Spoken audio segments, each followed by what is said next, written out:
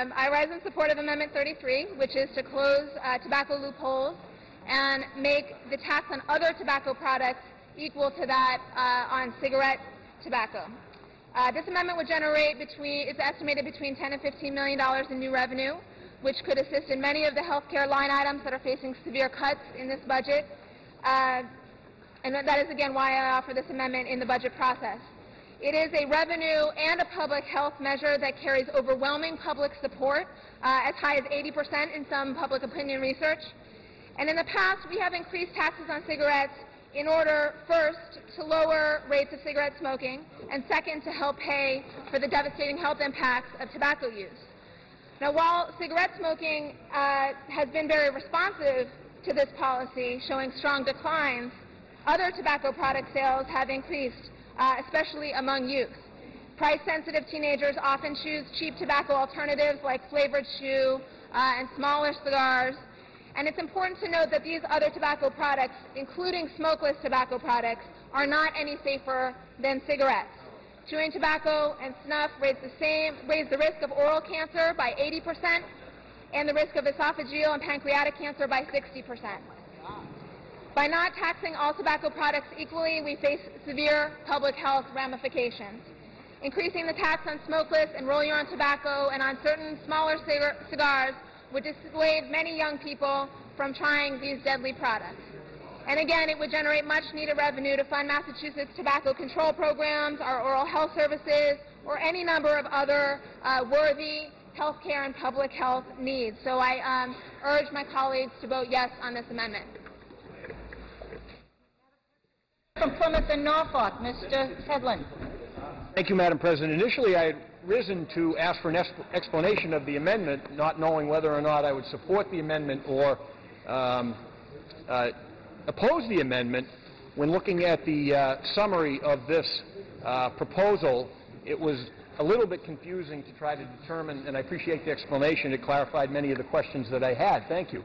But looking initially at the summary for this, it describes a process in which we're going to arrive at the new tax, in my mind, a little bit in a convoluted way. And I'll just briefly pull one excerpt from there. For cigars weighing between 3 and 12 pounds per 1,000, imposes additional excise tax of 80% of the wholesale price, imposes excise on all smoking tobacco at 90% of the wholesale price, additionally increases from 25 to 45% the additional payment of excise on smokeless tobacco to the Health Protection Fund.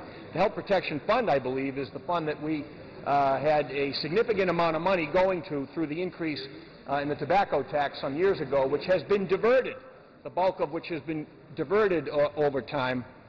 And I would suspect that any additional revenues from any additional taxation that we put on consumer goods like a cigar will probably end up with the same result over time, either in the short term or medium term. And it's interesting, Madam President, that it seems as though cigars are emerging as a central theme to this year's budget debate. I understand coming down the pike we have an amendment that there'll be some serious discussion and probably some significant debate about on the ban of cigar bars.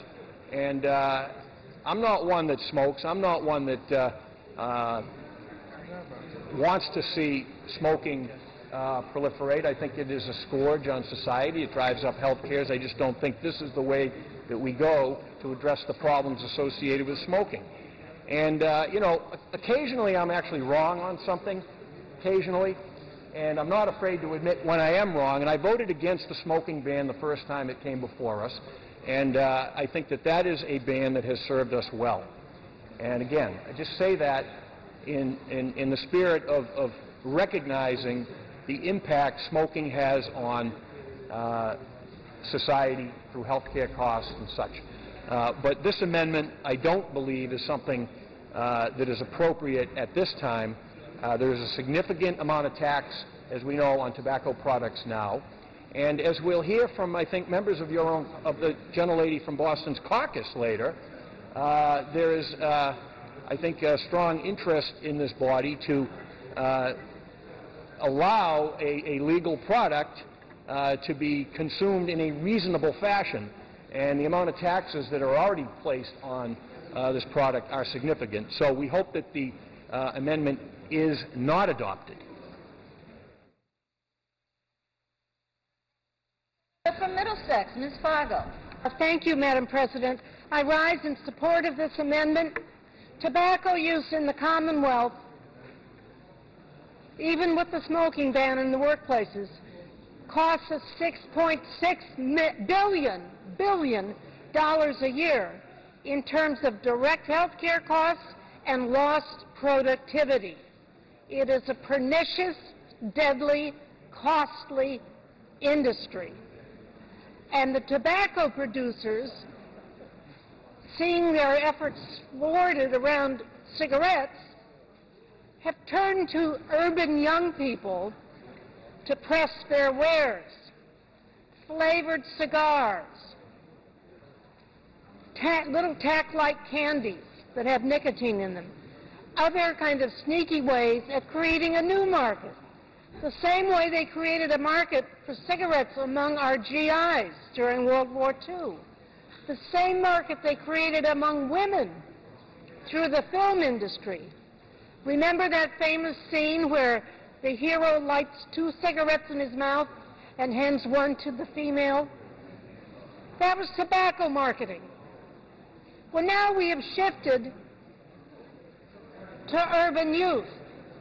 And one way to stop that market is to raise the taxes so that kids can't buy these horrible products. I hope you'll support the amendment.